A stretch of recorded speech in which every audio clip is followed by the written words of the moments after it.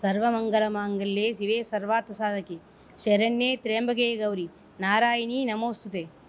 ప్రతి శ్రావణ మాసంలో 4 వారాలు వస్తాయి. ఈసారి 5 వారాలు శుక్రవారాలు వచ్చినాయి. ప్రతి శుక్రవారం ముత్తైదువు పెట్టుకొని ఇంట్లో గౌరమ్మ పెట్టుకొని పూజ చేసుకొని కోడిబియ్యాలు పోసి అమ్మవారిని పొద్దు మాపు కొలుస్తూ ఆమె ధ్యానంలోనే సుహాసినులందరూ తరిస్తుంటారు. అలాంటి శుక్రవారాల్లో శ్రావణ మాసంలో పూర్ణిమకు ముందు వచ్చే శుక్రవారం వరలక్ష్మి శుక్రవారం అంటారు.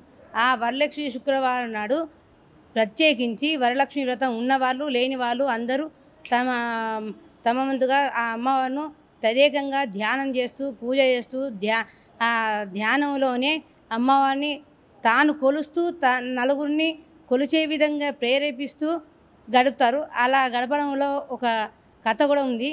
ఈ వ్రతానికి ఒక విచిత్రమైన కథ ఏంటంటే, చారుమతి అనే ఆమె నియమంగా నిష్టగా తాను భక్తిగా కొలుచుడే కాకుండా ఆ కథ ద్వారా సాటి ముత్తైదులందరినీ మీరు కూడా ఇట్లా చెయ్యండి నోము అని చెప్పడానికి ముందుగా అమ్మవారు ఆమె మంచి గుణాలు అత్తమామ సేవించడం, ఇంట్లో వాళ్ళందరినీ ఒక తన పిల్లల లెక్క చూసుకోవడం, అలాంటి సత్సంగత్యం మంచి భక్తి పరురాలైనటువంటి చారుమతిని ఆమె మంచి గుణాలను చూసి అమ్మవారే తను ఒకరోజు ముందు తెల్లవారితే శుక్రవారం అనగా ఒకరోజు ముందే కలలో కనిపించి, చారుమతి మబ్బులో ఉదయం కాకముందే లేచి తలస్నానాలు పాచిపని అంతా చేసుకొని దైవారాధన రోజు చేస్తుంటావు కదా, అలాగే నువ్వు చేస్తూ లోకానికి నా వంతుగా మంచిని అందించడం కోసమని సరైన ముత్తైదులను పిలిచి వాళ్ళకు కూడా ఈ వ్రతం చేసుకునే విధంగా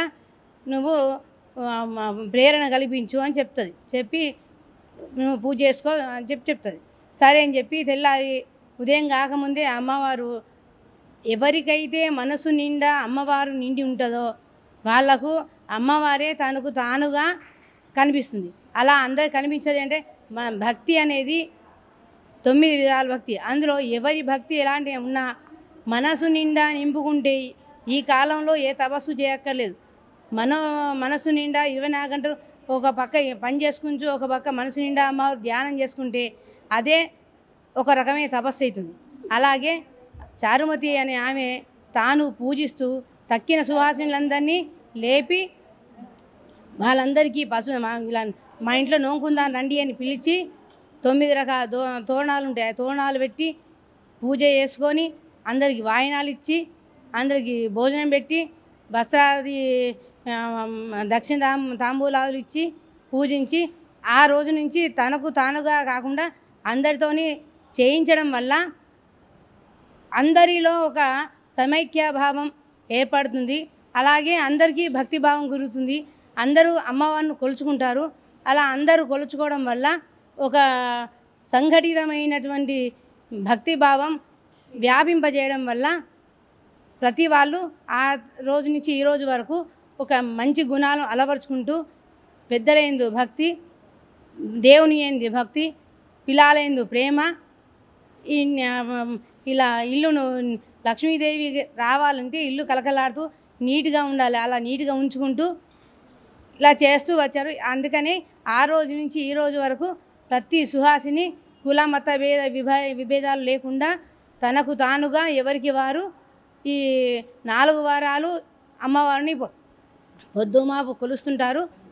అలాగే ఇక్కడ కూడా ప్రతి శుక్రవారం ఏడాది పొడుగునా సంవత్సరం పొడుగునా ఇక్కడ లలితా పారాయణం జరుగుతుంటుంది. బ్రాహ్మణ సుహాసినులు వచ్చి చేసుకుంటుంటారు. అలాగే కుల మత భేదాలు లేకుండా అన్ని కులంలో పుట్టిన ప్రతి స్త్రీ వచ్చి ఓడిబియ్యాలు ఇక్కడ మహాలక్ష్మి గుడిలో అక్కడ ముగ్గురు అమ్మవాళ్ళకు ఇక్కడ ముగ్గురు అమ్మవాళ్ళకు ఓడిబియ్యాలు పోసుకొని ఇంట్లో పూజలు చేసుకొని ముత్తైదులను సుహాసిని పిలిపించుకొని వారికి తోచిన విధంగా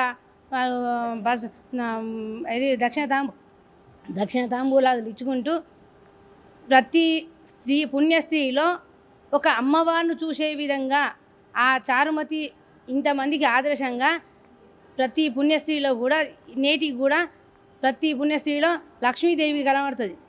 అలా చూడడంలోనే మన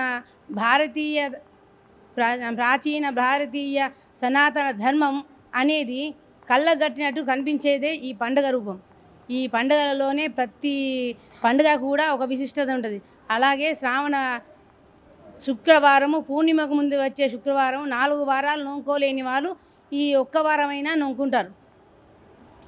అందుకనే ఇది విశేషమైన ఫలితం ఇచ్చేది ఈ శ్రావణ శుక్రవారం. దీన్ని ప్రతి వాళ్ళు ఇప్పటిదాకా నోముకున్నారు, ఇక ముందు కూడా నోముకుంటారు. అలాగే ప్రతి సుహాసిని ఒక లక్ష్మీ స్వరూపం అని భావించి కలిసిమెలిసి ఉంటారు.